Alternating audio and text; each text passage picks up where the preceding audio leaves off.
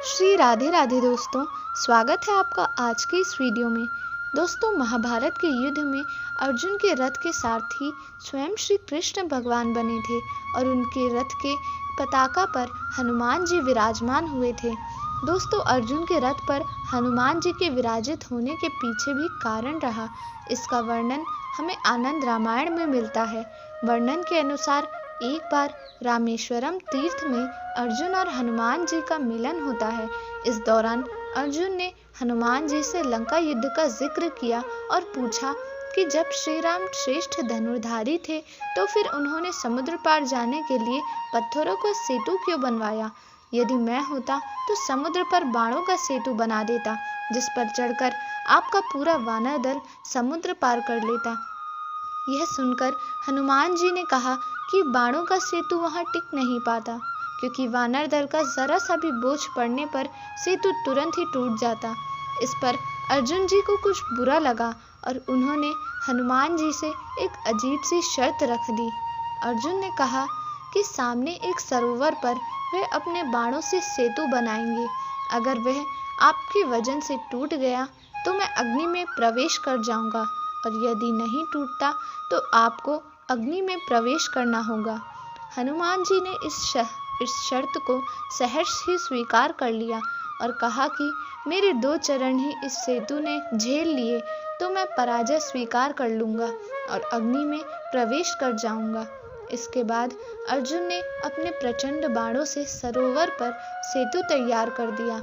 जैसे ही सेतु तैयार हुआ, हनुमान जी अपने विराट रूप में आ गए और भगवान श्री राम का स्मरण करते हुए उस बाणों के सेतु पर चढ़ गए।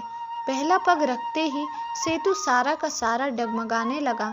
दूसरा पैर रखते ही थोड़ा सा और डगमगाया और तीसरा पैर रखते ही सरोवर के जल में खून ही खून हो गया।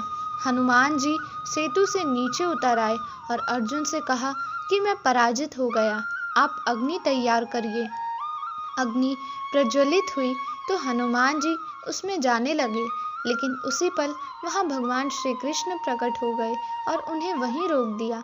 भगवान ने कहा, हे हनुमान, आपका तीसरा पग सेतु पर पड़ा।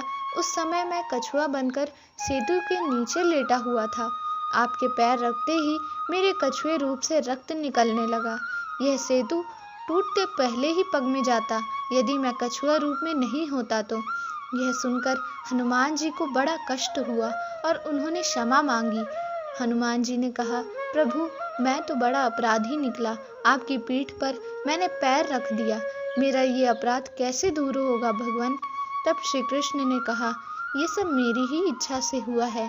आप मन खिन्न मत करिए और मेरी इच्छा है कि आप अर्जुन के रथ की ध्वजा पर स्थान ग्रहण करें, क्योंकि हनुमान जी चिरंजीवी हैं और चिरंजीवी का अर्थ होता है जिनका कोई अंत नहीं है। तब हनुमान जी ने कहा कि मैं अर्जुन के रथ के ऊपर विराजमान हो जाऊंगा, क्योंकि अर्जुन के रथ के ऊपर युद्ध के दौरान भयानक से भयानक अस्त्र और शस्त्र का प्रयोग कौरवों द्वारा होगा। अगर मेरा वजन उस रथ के ऊपर होगा तो रथ को कोई भी हिला नहीं पाएगा। लेकिन युद्ध को जीतने के बाद जब अर्जुन और भगवान श्री कृष्ण रथ से उतरे, तब रथ में एक बड़ा विस्फोट हुआ और पूरा का पूरा रथ जल गया। इसलिए द्वापर युग में श्री हनुमान जी महाभारत के युद्ध में अर्जुन के रथ के ऊपर ध्वजा लिए बैठे रहते हैं। दोस्तों, आपको यह वीडियो कैसी लगी हमें कमेंट सेक्शन में अपने व्यूज़ लिखकर ज़रूर बताएं। दोस्तों, वीडियो पूरा देखने के लिए आपका बहुत बहुत धन्यवाद। ऐसी और वीडियोस के लिए चैनल को सब्सक्राइब कर लें। तब तक के लिए जय श्री कृष्णा, जय श्री हरि।